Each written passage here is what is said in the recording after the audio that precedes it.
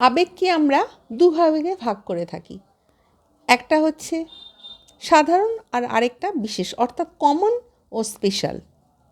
আনন্দ ও দুঃখ সাধারণ আবেগের অন্তর্ভুক্ত, কিন্তু ভালোবাসা, ক্রোধ, ঘৃণা প্রভৃতি হলো বিশেষ আবেগ। অন্যভাবে আমরা যদি বলি, আবেগ দু প্রকার, একটা হচ্ছে আত্মকেন্দ্রিক আর আরেকটা হলো পরকেন্দ্রিক। ঘৃণা, ভয় প্রভৃতি হলো আত্মকেন্দ্রিক আর প্রেম হলো পরকেন্দ্রিক। প্রধান যে কয়েকটি আবেগ সেগুলো আমি পরপর আলোচনা করব। নাম্বার 1, ভয়, ফিয়ার।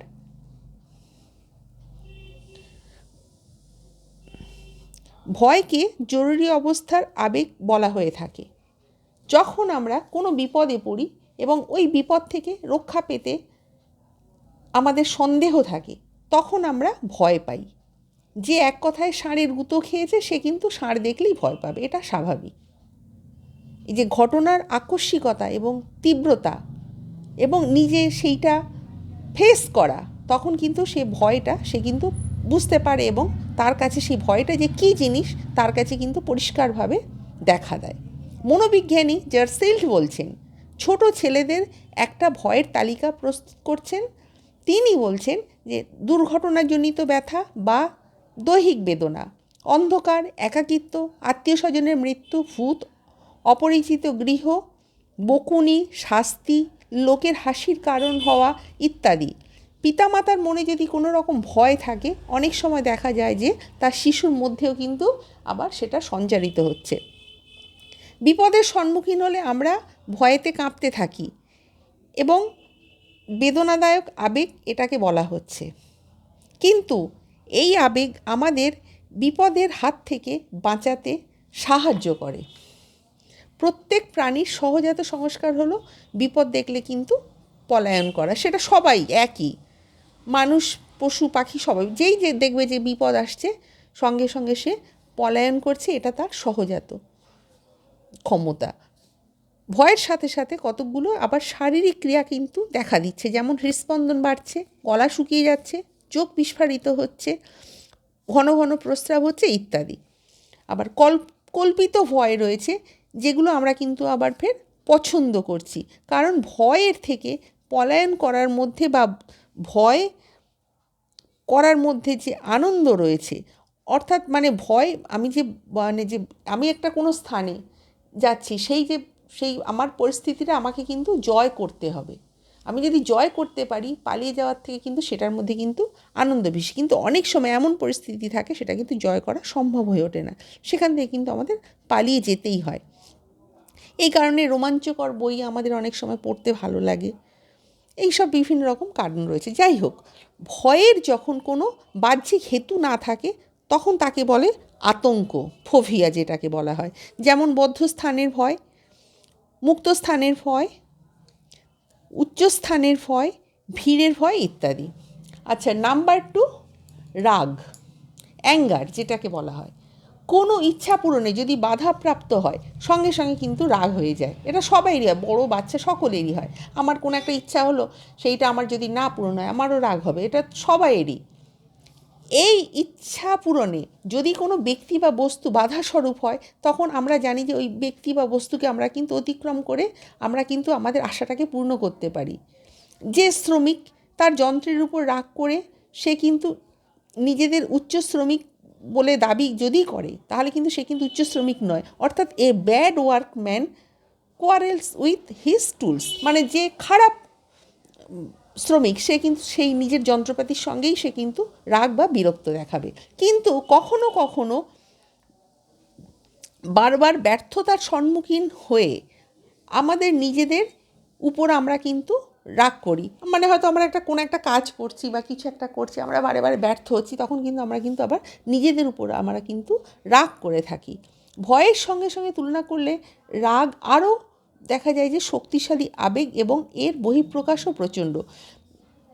মানে ভয় হচ্ছে এবং তার একটা যে প্রকাশ এবং তার যে শক্তিশালী একটা যে ভয়, যে এটা যে শক্তিশালী আবেগ, তার একটা প্রকাশ কিন্তু হবেই। যে আমাদের ভয় পাচ্ছি, হ্যাঁ, তার একটা প্রকাশ হয়েছে এবং সেটার কিন্তু একটা মানে তার একটা বহিঃপ্রকাশ ঘটবে, এটাই হচ্ছে স্বাভাবিক। তার একটা শক্তিশালী বহিঃপ্রকাশ হবে, এটা কিন্তু স্বাভাবিক। বিভিন্ন ব্যক্তির রাগের কিন্তু বহিঃপ্রকাশ আবার ফের হয় বিভিন্ন। দেখা যাচ্ছে বাচ্চাদের রাগ হলে হাত পা ছুটতে থাকে, দাঁত কিরমির করে, মানে এই রকম সব। আবার অশিক্ষিত ব্যক্তি, সে যদি আবার রেগে যায়, সে কিন্তু অনেক প্রচুর গালাগালি দিতে থাকে। আবার মার্জিত রুচি সম্পন্ন ব্যক্তি, সে যখন দেখছে যে রেগে যাচ্ছে, সে তখন আবার বাঁকা কথায় কথা বলতে শুরু করে, ব্যঙ্গ ভাষায় ব্যঙ্গ ভঙ্গিতে কথা বলে, অনেক সময় ঘর ছেড়ে চলে যায় ইত্যাদি। এইরকম বিভিন্ন কিছু দেখা যায়। অতি মানে শৈশবে শিশুদের দেখা যায় যে শিশুরা কিন্তু আপন মনে খেলে, হাত পা ছড়ে, এবং তাদের হয়তো বাধা দিলে সে কিন্তু রাগ হয়, সে কিছু একটা কাণ্ড করতে থাকে। আবার ফের দেখা যায়, অনেক সময় দেখা যাচ্ছে যে বাচ্চাদের জোর করে স্নান করানো হচ্ছে, সে কিন্তু সঙ্গে সঙ্গে রেগে যাচ্ছে। জোর করে খাওয়ানো হচ্ছে, সে কিন্তু দেখা যাচ্ছে খুব জোর রেগে যাচ্ছে। আবার অনেক সময় দেখা যায় যে ছেলেদের হয়তো সঙ্গে খেলার সময় আমরা হয়তো খেলনাটা নিয়ে নিলাম হট করে, সে কিন্তু সঙ্গে সঙ্গে রেগে গেলে। এই রকম সব বিভিন্ন রকম রাগের দৃষ্টান্ত রয়েছে। শিশু যত বড় হবে, তার রাগের প্রকাশভঙ্গিও কিন্তু তার কিন্তু পরিবর্তন হতে থাকবে। সে তার পরিবেশের সঙ্গে নিজেকে খাপ খাইয়ে নিতে শিখবে। শিশু যেহেতু বড় হচ্ছে, তো সে পরিবেশের সঙ্গে অ্যাডজাস্ট করে চলতে শিখবে, এবং ইচ্ছা পূরণে বাধা পেলেও সে কিন্তু আস্তে আস্তে সে কিন্তু সহ্য করতে শিখবে। বয়ঃপ্রাপ্ত হলে সে কিন্তু দেখতে পাবে যে পৃথিবীতে সব কিছু কিন্তু পূর্ণ হওয়া সম্ভব নয়, অনেক কিছুই অপূর্ণ থাকবে।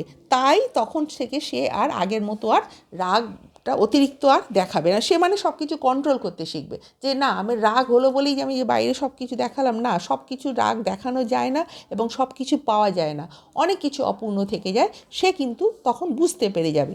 ক্ষুধার্ত বা ক্লান্ত অবস্থায় আমরা কিন্তু একটু সামান্য একটু কিছু রকম উল্টোপাল্টা দেখলেই আমরা কিন্তু রেগে যাই। আবার আমরা হয়তো কোনো একটা ভালো বই পড়েছি, কিংবা সিনেমা দেখেছি, কিংবা বিশ্রাম নিচ্ছি, কোনো ভালো মুডে রয়েছি, তখন হয়তো সামান্য কিছু একটা খারাপ উল্টোপাল্টা কিছু দেখলাম, সেখানে কিন্তু আমাদের কিন্তু রাগের বহিঃপ্রকাশটা অনেক কম, কিংবা আমরা রাগই না, সেটাকে আমরা ইগনোর করে বেরিয়ে যাই। ভয়ের ও রাগের তুলনা করলে দেখা যায় ভয়ের সময় ভীত ব্যক্তি কিন্তু পালিয়ে যাচ্ছে, আর আবার রাগের সময় আক্রমণ করার জন্য কিন্তু সেই ব্যক্তি আবার তেড়ে আসছে। ভয়ের সময় ব্যক্তি কিন্তু নিজেদের অসহায়ত্ব উপলব্ধি করে, কিন্তু রাগের সময় নিজেকে খুব শক্তিশালী বলে মনে হয় বলে মারপিট করতে ছোটে, এইরকম বিভিন্ন কিছু দেখা যায়। ভবিষ্যতে বিপদের আশঙ্কায় ভয়ের সৃষ্টি হয়, কিন্তু রাগ হয় পূর্বে রূঢ় ব্যবহার ইত্যাদির জন্য। রাগের সময় কতগুলো দৈহিক পরিবর্তন সাধিত হয়। চোখ মুখ লাল হয়, রক্তচাপ বৃদ্ধি পায়, ফুসফুসের অতিরিক্ত রক্ত প্রবেশ করে, দাঁত কিরকির করে, গলার স্বর রুক্ষ হয়ে যায়, কর্কশ হয়ে যায়, শ্বাস প্রশ্বাস হৃদস্পন্দন দ্রুততর হয়, হাত মুষ্টিবদ্ধ ইত্যাদি। এগুলো হচ্ছে রাগের এক্সাম্পল। নাম্বার 3তে কী বলা হচ্ছে, প্রেম বা লাভ। এটা হলো সম্পূর্ণভাবে পরকেন্দ্রিক। এটা রাগ বা ভয়ের মতো আকস্মিক নয়। প্রেমের সঙ্গে সঙ্গে কিন্তু কাম জড়িত থাকে। যৌন আবেদনেরও একটা বিষয় এখানে জড়িত রয়েছে। তবে বৃহত্তর দৃষ্টিতে এই প্রেমকে শুধু প্রেম বলে না। মাতা পিতার প্রতি স্নেহ ভালোবাসা, ভাই বোনদের প্রতি, বন্ধুর প্রতি ভালোবাসা, আমরা কিন্তু একেও প্রেম বলে থাকি। প্রেম অপরকে কেন্দ্র করে কিন্তু উদ্ভূত হচ্ছে বলছেন মনোবিজ্ঞানীরা। এবং প্রেমিক ব্যক্তি নিজের সুখ স্বাচ্ছন্দ্যের কথা কিন্তু সে চিন্তা করছে না, সে কিন্তু যাকে ভালোবাসছে তার জন্য কিন্তু নিজেকে বিলীন করে দিয়ে, নিজেকে সব কিছু ত্যাগ করে সে কিন্তু তার জন্য করে যাচ্ছে।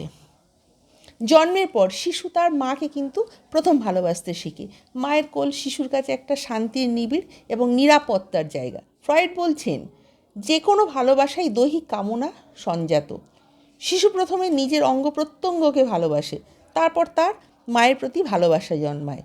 ধীরে ধীরে তার ভালোবাসার পরিধি কিন্তু আস্তে আস্তে বাড়তে থাকে। আত্মীয় স্বজন, বন্ধুবান্ধব অনেককেই কিন্তু সে ভালোবাসে। শিশুর কাছে যৌন চেতনা কিন্তু স্পষ্ট নয়, কিন্তু ফ্রয়েডের মতে ভালোবাসার মূলে রয়েছে যৌন কামনা। সকল মনোবিজ্ঞানী কিন্তু এই মতের সঙ্গে একমত হননি।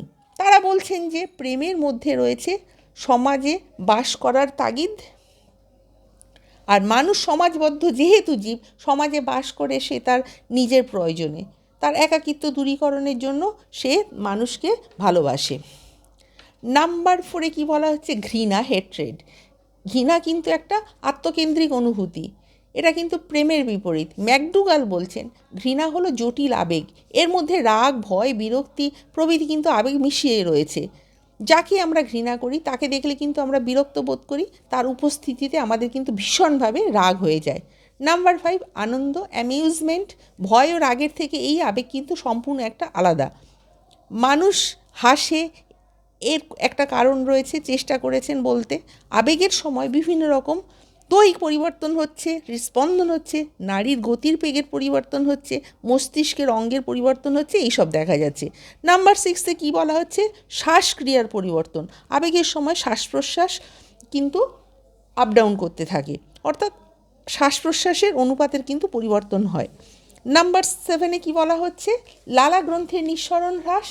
আবেগের সময় লালা নিঃসরণ হ্রাস পায়, তাই এই সময় গলা শুকিয়ে যায়। সুতরাং আমরা উপসংহারে কী বলতে পারি? আমরা বলি যে যে কোনো রকম আবেগে পরিবর্তন অবশ্যই উপস্থিত থাকবে, কিন্তু কিছু কিছু যে পরিবর্তন থাকবে সে বিষয়ে কোনো সন্দেহ নেই। আমার ভিডিও তোমাদের ভালো লাগলে তোমরা লাইক, কমেন্ট, শেয়ার এবং সাবস্ক্রাইব করতে ভুলো না। নেক্সট টাইম আরও একটা নতুন ভিডিও নিয়ে তোমাদের সামনে উপস্থিত হব।